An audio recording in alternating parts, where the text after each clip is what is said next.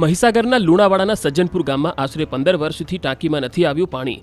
15 વર્ષ પહેલા ગ્રામજનો માટે પીવાના પાણીના ઉપયોગ માટે લાખોનો ખર્ચે પાઇપલાઇન મોટર સહિત પાણીની ટાંકી બનાવવામાં આવી, જેમાં આજ સુધી પાણીનું ટીપું પણ પાડવામાં ન આવતા ટાંકી જર્જરિત થવાના આરે છે।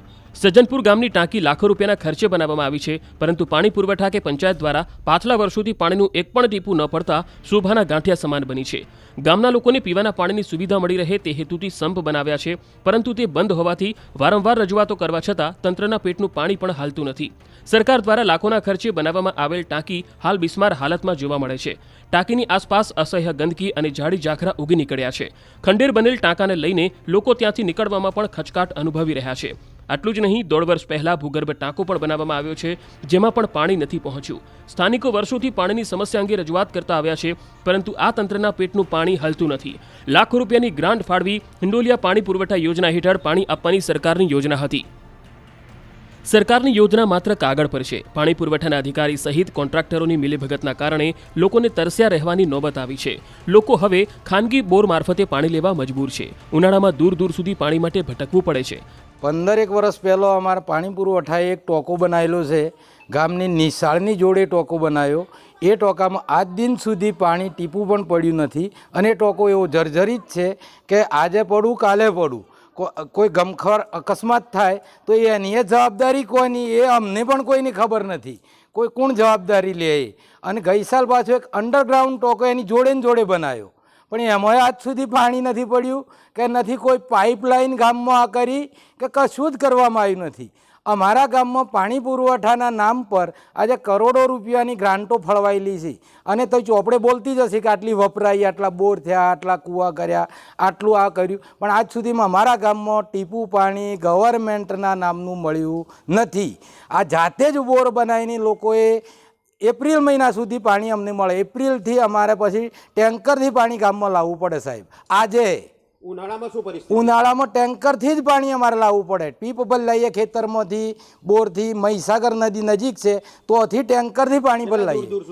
અમારે 3 કિલોમીટર સુધી જઈને પાણી લઈએ અમે સાહેબ। બનાવ્યો ત્યાર પછી ગામમાં પાઇપલાઇન પણ કરી નથી, કંઈ છોવા તલાબમાં જતું રહેવાનું પાણી, એટલે પાણી આવ્યું નથી હજુ ટીપું એ। અને એક બાજુ પૈસા ખર્ચે છે, એક બાજુ પૈસા ખર્ચે બધા ચાવ થઈ જાય ભાઈ, અહીંયા કશું એક નયા પૈસાનું કામ વ્યવસ્થિત થતું નથી। અને અમારે જવું પડે છે કે મહીસાગર બીજાના બોરી તો તું એ ચાલુ કરી આલે, લાઇટ બિલ આલવું પડે, પછી પીપળો પર લાવવો પડે, ડોલે પકડવું પડે, 3 કિલોમીટરે દૂર જવું પડે, તો અમારી હું દશા ઉનાળામાં। આ ગામ લોકોને ક્યારે પાણી મળશે તે મોટો સવાલ છે। આ અંગે મુખ્ય એન્જિનિયર પણ જવાબ આપવાનું ટાળી રહ્યા છે। જવાબ આપવાનું આવ્યું ત્યારે કામ કરતા હોય તેવો ઢોંગ કરતા જોવા મળ્યા।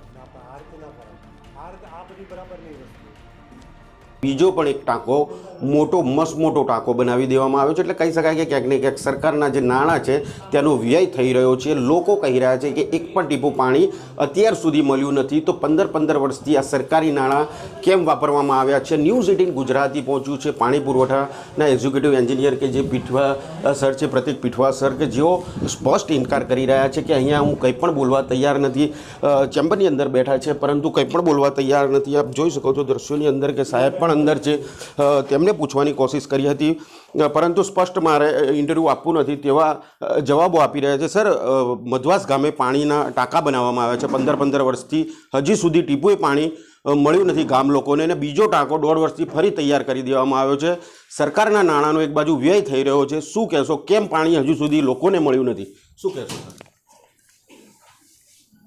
શું કહેશો સર?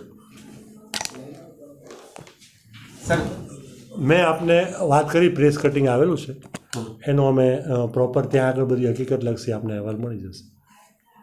અહેવાલ નહીં સર, પાણી નથી મળતું, 15 વર્ષથી લોકોને પાણી નથી મળતું, શું કારણ હોઈ શકે? 15 વર્ષથી ટાંકા બનાવવામાં આવ્યા છે, સરકાર જે નાણાં ખર્ચે છે લોકોને પીવાનું પાણી પૂરું પાડવા માટે, હજી સુધી પાણી મળ્યું નથી, શું કહેશો? શું કહેશો સર? બિલકુલથી જોઈ શકો છો કે આપ પોતાની જવાબદારી છે તે છૂટવાની કોશિશ કરી રહ્યા છે અધિકારી। 15 વર્ષથી પાણીનું ટીપું પડ્યું નથી, લોકોને મળ્યું નથી। સરકાર લોકો માટે પાણી મળી રહે તે માટે લાખો રૂપિયા એક બાજુ ખર્ચી રહી છે, પાણીના ટાંકા પણ બનાવવામાં આવી રહ્યા છે, પરંતુ એક પણ ટીપું ના મળતા લોકોને ઉનાળાની અંદર હેરાન પરેશાન આજે પણ થવું પડી રહ્યું છે। અનેક રજૂઆત બાદ પણ જે પરિસ્થિતિ છે તેની તે જ રહેવા પામી રહી છે. મિતેશ ભાટિયા, ન્યૂઝ 18 ગુજરાતી, મહીસાગર.